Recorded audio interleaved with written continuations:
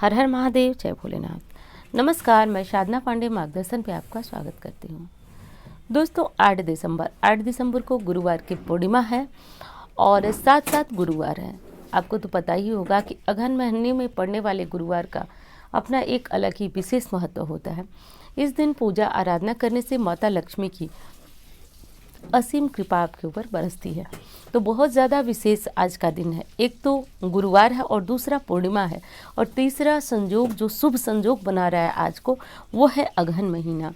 अगहन महीने के बारे में इसकी विशेषता मैं अक्सर वीडियो में बताती रहती हूँ, तो बताने की आवश्यकता नहीं है।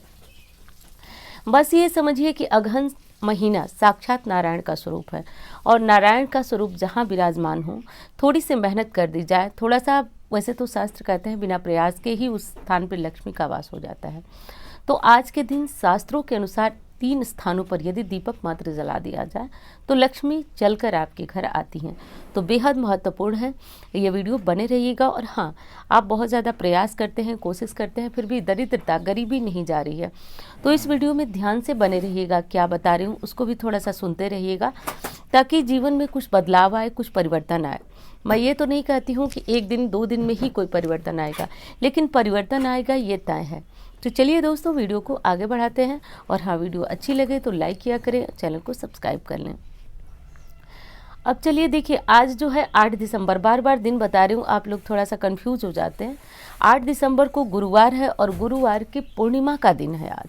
पूर्णिमा पुण्यतिथि होती है और वैसे ही लक्ष्मी आराधना के लिए पूर्णिमा बहुत ज़्यादा विशेष होती है। जैसे कि पूर्णिमा, अमावस्या, तो आज के दिन नारायण की पूजा के साथ साथ लक्ष्मी जी की पूजा होती है। तो जो भी पूजा आराधना और पूर्णिमा के जो नियम होते हैं वो तो मैं पहली वीडियो में बता चुकी हूँ और उम्मीद है आप लोग कर भी चुके होंगे। आज सिर्फ ये बताने आई हूँ कि शाम को क्या नियम करना है, क्या विधि करनी है। तो चलिए हम लोग जल्दी जल्दी शाम के बारे में जान लेते हैं कि क्या करना है। सबसे पहले तो आप सुबह में नहा धो चुके ही होंगे। नहा धो लेने के बाद जो है शाम को आप अच्छे से हाथ पैर धो करके कपड़ा बदल लीजिएगा। और कपड़ा बदलने के बाद मतलब पूरी तरह से साफ स्वच्छ हो जाइएगा। उसके बाद आपको अपने घर की रसोई में खीर बनानी है। मैं बार बार बताती हूँ कि पूर्णिमा पे खीर बनाना अपने आप में ही एक उपाय है और अन्य सारे उपाय को छोड़िए तो ये खुद एक उपाय है। खीर बनाइए।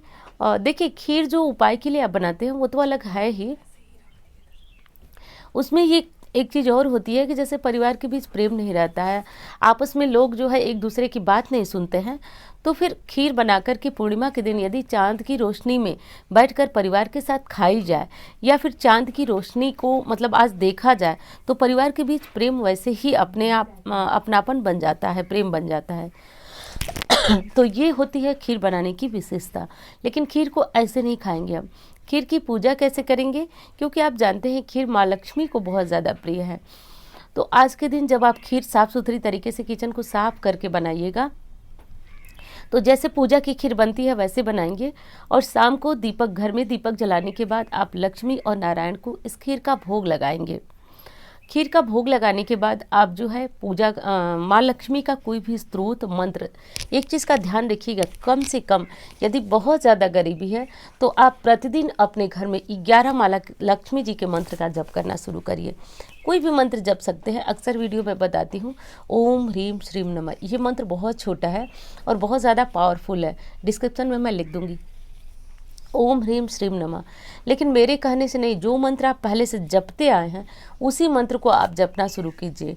वो मंत्र को बदला नहीं जाता है, बार बार एक ही मंत्र जपा जाता है, क्योंकि जपात सिद्धि, जैसे जैसे मंत्र हमारा जप की संख्या बढ़ती है वैसे वैसे मंत्र हमारा सिद्ध होने लगता है। तो इसलिए मंत्रों को बार बार बदलते नहीं हैं, ये काम कर लीजिएगा। और दूसरी चीज़ आपको करना है कि आपको कम से कम 11 माला, और हाँ देखिए गरीबी बहुत ज़्यादा है तो आपको 11 माला प्रतिदिन जपना होगा। एक चीज़ मैं बता दूं, खुद का अनुभव, बहुत लोगों को बुरा लगेगा लेकिन मैं बता देती हूँ उनके लिए जो बहुत ज़्यादा इच्छुक है। देखिए, जब फ़ोन पे मेरी बात होती है, मैं जैसे कि आप लोग जानते ही हैं कुंडली वगैरह देखने का काम करती हूँ, तो उसमें से मुझे 2 तरह के लोग मिलते हैं। एक तो वो होते हैं कि वो कहते हैं कि दीदी आप बताइए, आप जो उपाय बताएंगी हम वो करेंगे, और निश्चित रूप से उन्हीं को फ़ायदा होता है। और कुछ लोग होते हैं जो कि अभी भी दिक्कत बहुत ज़्यादा रहेगी लेकिन वो शॉर्टकट सोचेंगे, दीदी कोई छोटा सा उपाय बता दीजिए, कुछ ऐसा कर दीजिए कि जैसे कि ठीक हो जाए। लेकिन देखिए दोनों लोगों में परिवर्तन हो जाता है, फ़र्क हो जाता है। मैं उसी समय जान जाती हूँ कि जो है व्यक्ति कितना पूजा पाठ करने में और कितना भगवान को मानने में, और मैं ये भी जान जाती हूँ कि निश्चित रूप से इस आदमी को फ़ायदा होगा। और जो लोग शॉर्टकट अपनाते हैं, देखिए सभी लोग चाहते हैं कि छोटे में ही हमारा काम बन जाए, लेकिन ना पूजा पाठ से ही गरीबी को तोड़ा जा सकता है। गरीबी कोई छोटी चीज़ नहीं है। जैसे आपने रक्त बीज का नाम तो सुना होगा ना, शास्त्रों में कई जगह ये उदाहरण देने को मिला है, तो मैं आपको भी बता रही हूँ। तो रक्त बीज की तरह गरीबी होती है। गरीबी को ना आप एक स्थान से काटना चाहेंगे तो दूसरे स्थान से आ जाएगी। जैसे देखिए कर्जे जैसे होते हैं, तो लोग एक तरह से चुकाते हैं, दूसरी तरह से कर्जे बनते जाते हैं। इनका लेने के लिए उनको देना, उनको लेने के लिए उनको देना। मतलब मान लीजिए कि गरीबी है तो कहीं ना कहीं बीमारियाँ, कलह, रोग, तो इन सब से ना गरीबी बढ़ती जाती है। तो सब मिलाकर रक्त बीज की तरह होती है, एक जगह से काटो दूसरी जगह से, तो इतनी आसानी से वो नहीं जाती है। और हाँ, ब्रह्मवर्त पुराण में ये भी बताया गया है कि गरीबी ऐसी डायन है जिसको मारने के लिए 12 साल लग जाते हैं, तब जाकर ये पूरी तरह समाप्त होती है। तो ये छोटी सी चीज़ नहीं है, और मैं यही आपको समझाना चाहती हूँ कि आप एक ही चीज़ है, बस आराधना करिए माँ लक्ष्मी और नारायण की। कर्ज बहुत ज़्यादा है तो, या फिर आप बहुत ज़्यादा गरीबी से परेशान है, कर्ज नहीं है और फिर भी आपके पास इतना नहीं हो पाता है कि आप अपनी ज़रूरतें पूरे करें, बच्चे कुछ मांगते हैं वो नहीं दे पाते हैं, परिवार के लिए कुछ नहीं कर पाते हैं, तो ये बहुत दुखदायी स्थिति है। ऐसे में अपने मन को शांत करिए और देखिए जो उपाय मैं बताती जा रही हूँ, आप अन्य कुछ करें न करें, आप कुंडली दिखाएं न दिखाएं, आप बस इस उपाय के साथ बने रहिए, आप देखिएगा ज़रूर लाभ होता है, तो करिएगा ऐसा। तो चलिए दोस्तों, मैं तो विषय से बार बार भटक जाती हूँ। इंस्टाग्राम, फेसबुक पे मुझे फॉलो करना चाहें, आपका मन हो तो फॉलो कर लीजिएगा, और नंबर जो आप देख रहे हैं इस पर कुंडली वगैरह दिखाना हो तो आप संपर्क कर सकते हैं। तो दोस्तों खीर बना लीजिएगा माँ लक्ष्मी को, और 11 माला आपको मंत्र जप करना है। माला नहीं है तो आप ना चना या फिर मूंगफली गिन करके 108 की संख्या में रख लें, और उसके बाद आप उन्हीं से गिन करके जप करें माला। यदि कमलगट्टे की माला हो तो जप की मतलब जप का जो प्रभाव होता है वो थोड़ा ज़्यादा बढ़ जाता है। तो कमलगट्टे की माला की एक व्यवस्था कर ले, 100 या फिर 120 तक में मिल जाती है, तो किसी भी दुकान पे मिल जाएगी। बस देख करके अच्छे जिसमें दाने हो कमलगट्टे की माला ले लीजिएगा। दूसरा काम आपको क्या करना है जो कि बहुत महत्वपूर्ण है, देखिए ऐसा बताया गया है हमारे शास्त्रों में ना कि पूर्णिमा के दिन यदि कुछ स्थानों पर दीपक मात्र जला दिया जाए तो घर में लक्ष्मी खुद चलकर आती हैं, किसी अन्य उपाय की आवश्यकता नहीं होती है।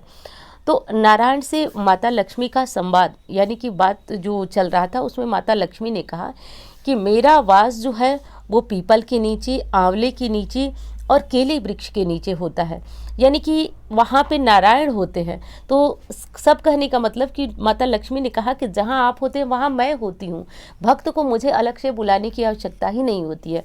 तो आज इन 3 स्थानों पर दीपक जला लीजिएगा। वैसे कोशिश करें कि आप बेलपत्र के नीचे भी, बेल वृक्ष के नीचे जला लें, लेकिन बहुत सारे लोग कहते हैं दीदी वो नहीं है, तो ये तीनों तो आपको मिल जाएंगे। आज गुरुवार है, पीपल के नीचे ज़रूर दीपक जलाइएगा। आपका मन हो तो सरसों के तेल का भी जला सकते हैं, लेकिन आज गुरुवार है तो आप कोशिश करें कि आज घी का दीपक जला दीजिए। और दीपक यदि चौमुखा बना देते हैं तो अति उत्तम होता है, चौमुखा दीपक जला दीजिए, या फिर आपका मन हो तो आटे का बना दे तो अति उत्तम, इससे अच्छा तो कुछ हो ही नहीं सकता।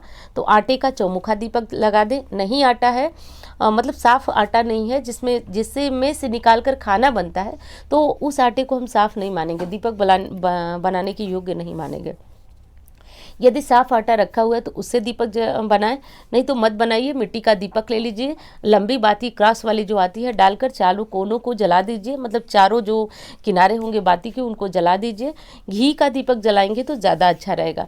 तीनों स्थानों पर आपको यही चौमुखा दीपक जलाना है। पीपल के नीचे जलाइएगा और केले के नीचे भी आज जलाइएगा। सब भगवान विष्णु का वास होता है, साथ साथ गुरु मजबूत होते हैं, ये करिएगा। और हाँ दोस्तों, एक चीज़ और करना है, तुलसी के नीचे भी आपको दीपक ज़रूर जलाना है। तो आंवले के नीचे, जैसे कि आंवले को आपने यदि घर में लगाया हुआ है तो छोटा सा आंवले के नीचे भी आप दीपक ज़रूर जला दीजिएगा। तो आंवला, पीपल और केला, और घर में तुलसी है तो हम उनको कैसे भूल सकते हैं, उनकी भी पूजा आराधना आज के दिन जरूर करिएगा, क्योंकि तुलसी भी लक्ष्मी स्वरूपा कही जाती है, हरिप्रिया कही जाती हैं।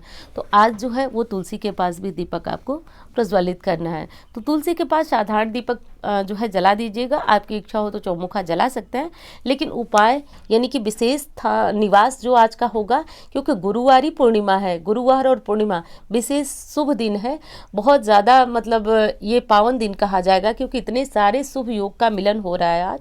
तो इन तीनों स्थानों पर दीपक जलाइएगा। एक चीज़ का और ध्यान दीजिएगा, जब पीपल के नीचे दीप बहुत ज़्यादा विशेष है, ध्यान दीजिए इस बात को, दीपक जलाते हैं ना, तो उसके बाद आपको दीपक जलाने के बाद वहाँ से माँ लक्ष्मी को दोनों हाथों से बुलाना है। जैसे आप किसी को अपनी तरफ इशारा करती हैं, हे माँ लक्ष्मी हमारे घर चलिए, और इस भाव से आइए कि आपके घर लक्ष्मी आ रही हैं। तो कहा जाता है, शास्त्रों में बताया गया है कि बिना बुलाए लक्ष्मी आती है, लेकिन आपको माँ लक्ष्मी को ले आना है और घर बैठकर उसके बाद जो 11 माला मैंने कहा वो जप सकते हैं। अब कुछ लोगों को दिक्कत होगी तो आप एक काम करिएगा, नहीं जप सकते हैं, नहीं बैठ सकते हैं या किसी भी तरह की दिक्कत है तो कम से कम जो है वो 5 माला तो कर ही लीजिएगा, क्योंकि एक कहावत तो आप भी जानते हैं ना, जितना गुड़ डाले उतना ही मीठा होता है। जब आप जब एक माला करेंगे तो प्रभावी तो आपको उतना ही मिलेगा ना। तो इसलिए ध्यान रखिएगा कि पूजा बहुत अच्छी तरह से और बहुत विश्वास के साथ करना है। जब मन में ये भावना आ जाती है कि चलो कर लेते हैं, हो जाएगा, कुछ तो होगा, ऐसा मत सोचिए, बस सोचिए कि हो ही जाएगा, 100% हो जाएगा। विश्वास ही ब्रह्म है। एक चीज़ मान लीजिए आप, विश्वासी ब्रह्म है, जहाँ विश्वास है वहीं भगवान है, तो विश्वास बनाए रखिएगा। और हाँ दोस्तों, एक चीज़ और कहूँगी कि यदि आप मार्गदर्शन को इसी तरह आगे बढ़ते हुए देखना चाहते हैं तो इस पर भी आपका विश्वास है तो चैनल को सब्सक्राइब कर लीजिए। सब्सक्राइब करने से आपको वीडियो की नोटिफिकेशन तो मिलेगी ही, साथ साथ मेरा भी उत्साहवर्धन होता रहेगा कि नहीं, आप लोग का प्यार, आप लोग का साथ मेरे साथ बना हुआ है। तो चलिए दोस्तों, बस यही कहना चाहती हूँ कि चैनल को सब्सक्राइब करके और वीडियो को लाइक कर दिया करें, और किसी के काम की लगे तो आप इसे शेयर भी कर सकते हैं। और हाँ, एक चीज़ और कहना चाहूँगी दोस्तों, वीडियो थोड़ा सा लेट हुआ है, मैं आज सुबह ये वीडियो दे रही हूँ जबकि मुझे देना चाहिए था पहले, तो उसके लिए क्षमा कीजिएगा। और इतना समय है कि आप इसे देख करके उपाय कर सकते हैं। तो चलिए मिलते हैं इस तरह के वीडियो के साथ। धन्यवाद। तब तक भगवान का नाम लेते रहिए। हर हर महादेव।